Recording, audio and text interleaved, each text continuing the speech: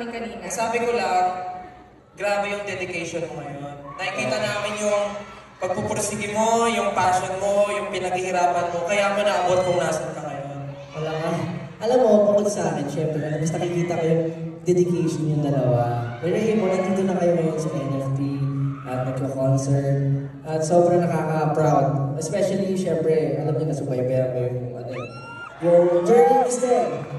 Gusto ko lang sabihin sa inyo lahat ako yung unang-unang fan ni Stel. Totoo yan. Gusto ko lang, kaya ako na-inspire mag-perform. Kasi napanood ko siya. Napanood ko si Stel before. Alam mo yan. Grabe pala to. Grabe pala. Sana pala na bumili tayong dedication cake. Dahil sa dedicated tayo lahat.